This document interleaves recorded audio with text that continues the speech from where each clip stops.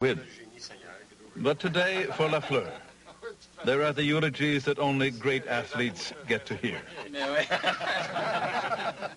He was a player that displayed individual talents, but never forgot about his teammates and his hockey team. And anytime you win 6 Stanley Cups, that's a great honor. And I think Lafleur was one of the best that played, and very, very great gentleman off the ice. Wayne Gretzky. C'est lui, Wayne. He can still skate like the wind, but with 2 goals in his last 43 games, the magic, the most important part, has gone.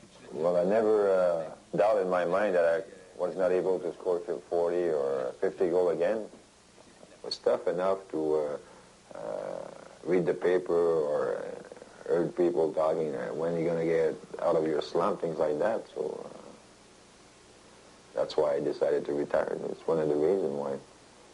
The Lafleur story is in many ways a modern Canadian fable, which begins in the town of Thurso, Quebec. Growing up here, your future lay somewhere between 3 main landmarks: the paper mill, the hockey rink, and the Catholic Church. Well, like the rest of the kids today, when they're 6, 7, 8 years old, I remember I was an altar boy, and I wanted to be a priest, but it's a good thing I changed my mind because I was there in the morning and we missed class, and that was the only reason why I was an altar boy.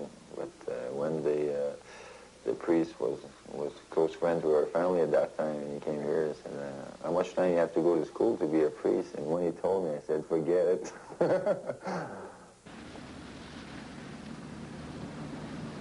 So Guy Lafleur made another choice, and now the road which leads to the Thurso Arena is Guy Lafleur Boulevard.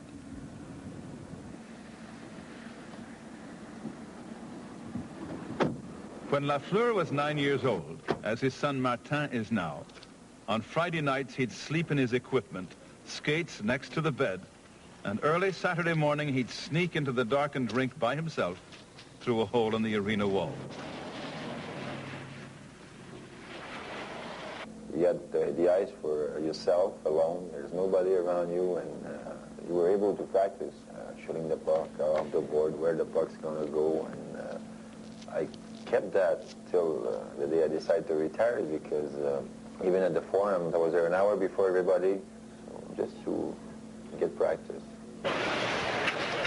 At the age of 10, wearing Jean Beliveau's number 4, he was the star of the Quebec Pee Wee tournament. The dream of one day becoming a Montreal Canadian already firmly fixed in his imagination. It's always been my team, because Jean Beliveau was my idol, and Henri Richard, Cournoyer, Jean-Claude Tremblay at that time. They were all guys that I was watching every night. You know, every time they played, I was watching them, and especially Jean Beliveau. Like Beliveau before him, Guy Lafleur set out to make hockey not just his job or his career, but his life. He too was the preeminent junior in Quebec City and in the country. The rink built for Beliveau, again full for Lafleur.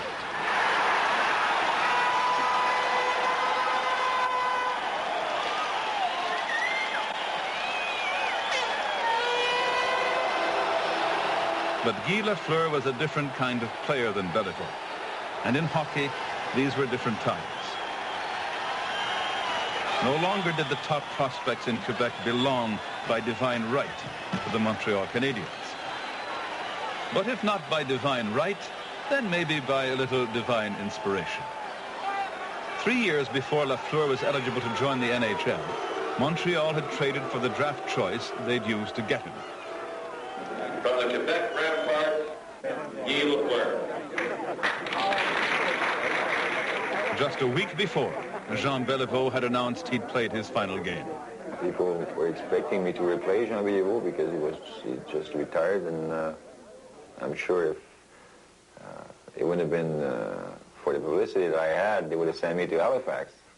People expect me to score 50 goals the first year. I had to go through the system because I had to learn their style, and it took me 3 years. Guy Lafleur learned well in those years. He went on to score 50 goals 6 times and to win 5 Stanley Cups.